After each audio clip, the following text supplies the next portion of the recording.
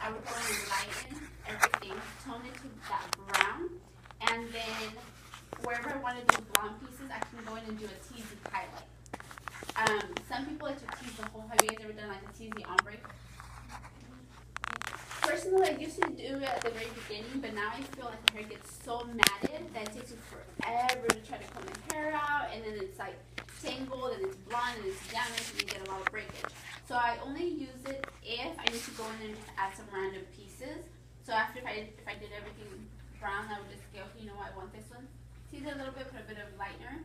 The teasing, everybody thinks, oh, no, tease it to get rid of a line. Teasing does not get rid of a line.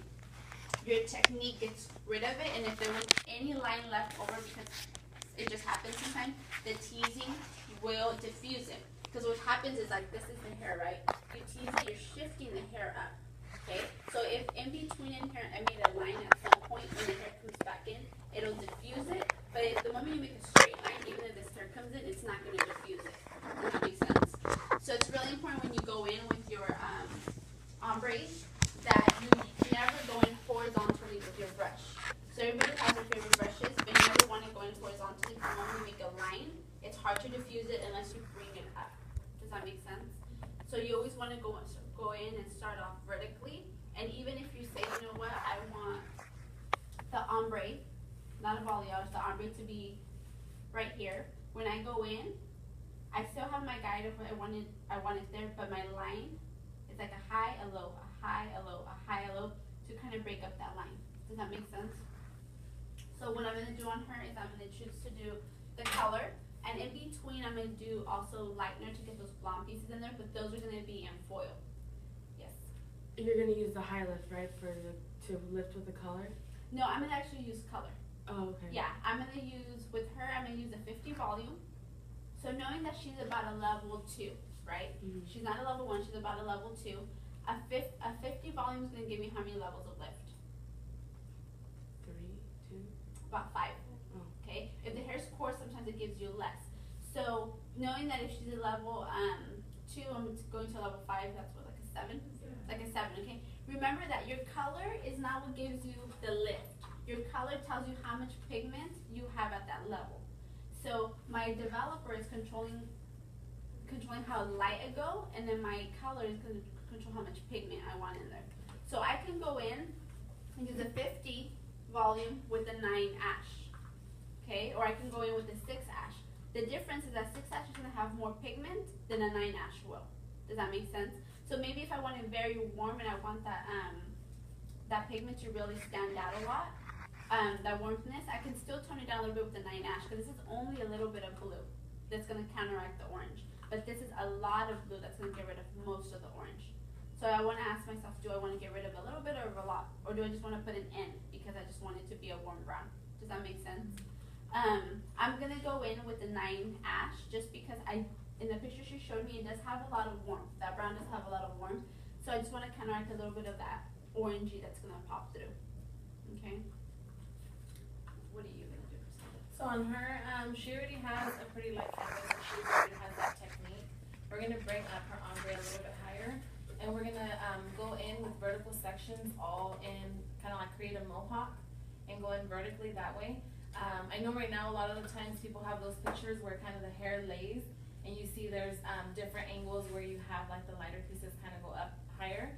I'm going to create that by going in with my my mohawk section vertically, and going in up higher on in the inside, so when the hair kind of lays over on the sides, she's going to have some of those pieces that go up higher with the blonde. And it's just going to be a lot easier of a technique than I can go in diagonal back in the sides to still kind of blend that in, but once this hair overlays everything, you're going to be able to kind of see that breakage, and it's going to lay nice and even for her. You're not really going to see too much of those lines. We're going to also darken up her base just a little bit and try to get her ends a little bit lighter than what she has right now. So we are going to take smaller sections on her, where I believe with her we're going to go a little bit bigger sections, right? Yeah. We're going to take larger sections with our second model, and then with her we're going to take smaller sections because she does want to see overall more of the blonde pop through than not. So I want to make sure my saturation is more consistent with her. where maybe with her we can kind of get away with getting wider sections. That's the biggest thing too. Like now everyone's bringing those pictures that are like really, really platinum at the bottom, and then like that subtle transition all the way down. When your sections are smaller, like let's say about 2 inches wide, you do more saturation with that, and you can go lighter. When you take the bigger the section, the less control you have sometimes, and you don't get as blonde. Okay.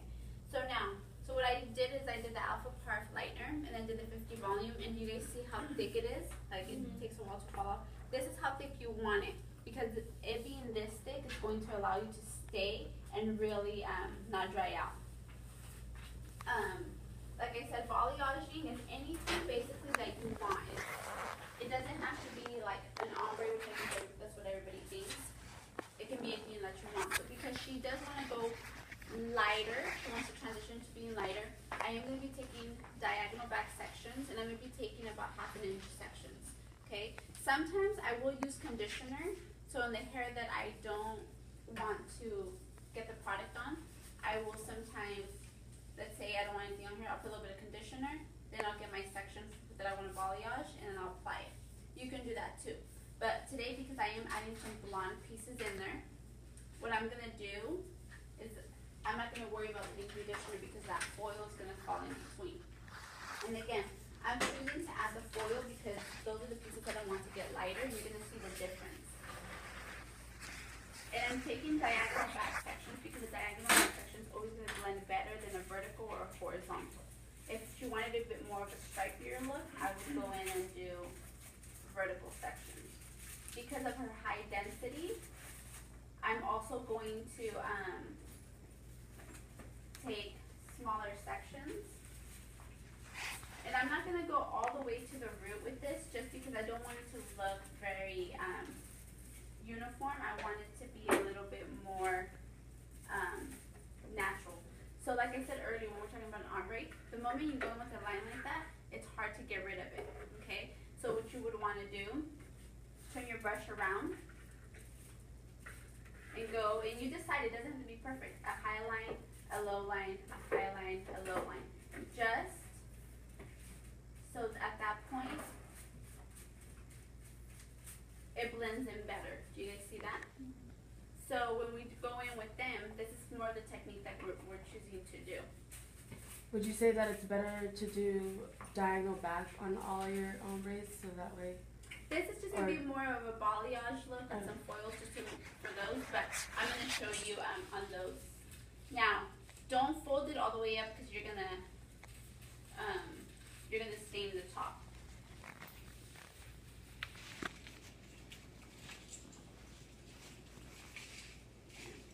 So now the next section is going to be about 1/2 inch section. And it doesn't have to go all the way to the root. The reason for that is because it's more of a lived-in look, a subtle look like the sun did it, okay? I'm going to turn her just a little bit.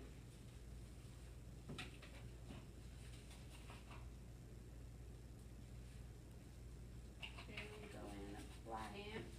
And again, you can use cotton in between as well. Going in vertically close to the root is also going to help make it look more natural.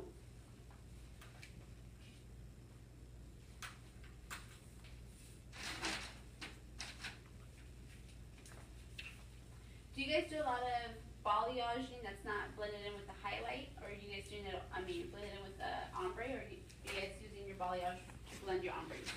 I do the balayage and blend it like with my ombre. Oh, okay. But it's because I'm always too nervous to try the teasing one because I feel like I don't want to mess up and be like, oh. Oh, okay, There's yeah. a big old line there, so I should have just balayaged. So then we'll just let that be. So the cotton just allows for that piece not to touch. I'm going to go grab a towel really quick. And with her, I'm just starting to section off the mohawk section. I'm going to kind of run it through around about her occipital, just because I want anything underneath, I can go in with whatever technique when I go through, and everything else lays over the nape area. It's not really going to be anything that's really exposed or really too out there. So I'm going to go to about my occipital area, creating that mohawk section. Or you can kind of consider lower crown. It all just depends on their density too. If they have more hair, you may want to go in with maybe going in further down. But if she doesn't have, she has more of the medium texture, medium density, so we're probably right about her occipital though with her. What are you guys having any challenges in the salon, like not getting someone as light or not achieving a certain look or a certain color? No? I think mine's would be the color, because I always try to get it maybe like a level 8, level 9, maybe a level 7, but I always get stuck in like a level 5. Level 5. And it's because you're not using foil, huh? Mm-hmm. Yeah. So on her, I'll use some foils just so you guys can see. Anyone that nationalities like Mexican, Asian, Filipino, those are gonna be your hardest to get, like Indian too. Because there's so much pigment in the hair, so much red and orange pigment in there, and the hair is so coarse. So you have to go through and break all of that. So that's why I always tell my clients, like, okay, the first time I can get you to about a level 8, and then or level 7, something with a little bit more a darker blonde, and then we'll go from there. I never like to guarantee because it is very hard when you're dealing with those nationalities. Or a lot of times you have those clients that are like, you know, I really want it today, I'm willing to pay. And if they're willing to pay and sit here for 8 hours, yeah, you can get them, you know, you can get them light, because you can lighten them, rinse them out, put more lightener in there, and then get them to what they want to be. But then you have the people that want to be platinum and are on a budget. So what I always do is I tell people, okay, what is your budget? Like, what are you working with? That way, you kind of know. Like, I had this girl message me not that long ago. She had she's been dyeing her hair black for a long time, and she was like, well, I have $150. And then I said, you want to be platinum? And she's like, well, you don't think it'll happen? And then I said, no. I said, but this is what I can do for you for $150. Sometimes I think now, like, the recession's getting a little bit better, but sometimes you're just like, man, I don't want to really lose out on my client. So sometimes just working with your budget and saying, you know what, this is what I can do for that much, is better, because then if they just stay in the salon with you and go through with that service, you will gain their trust, and then you'll be surprised how many people will be like, you know what, I am willing to pay the money. You know what I mean? That's like the biggest thing I get. They think they could walk in with black hair and leave with platinum. Yeah, and I'm like, I think that's Kim the hardest Kardashian thing. screwed us all. Yeah, it's like the hardest thing is like getting my clients to understand, like, you can't get that today. Yeah. And they still think they're gonna get it. Mm-hmm. Yeah. And then I think a lot of people don't understand, like, it's very time consuming to do a good ombre. It's not easy.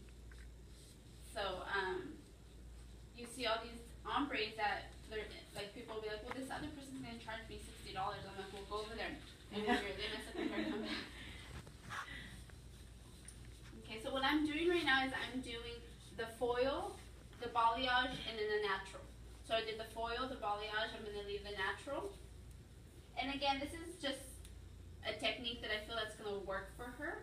You can do anything that you want. It doesn't have to be exactly this. I just chose to do diagonal sectioning because it's gonna be more of a blended look. And it's gonna give me more coverage.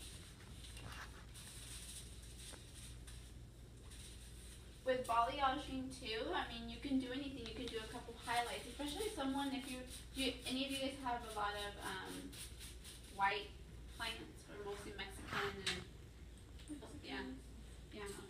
So I was gonna say, if you have any like white clients, it's easy to just throw in a couple balyages because they get blonde so quick. But I don't have any of those, so I'm finding Mexican or Indian. But the good thing is, if once you get good at doing like, you know, Mexican or Indian hair, Everything else is like so easier. and everything else is super easy. So with her, what I am doing in the back nape area, I am going diagonal back. I'm doing a diagonal back on one side, and then when I'm going in through the other side, I'm doing another. I'm keeping them diagonal back, so kind of in the shape of a V. That's gonna help to kind of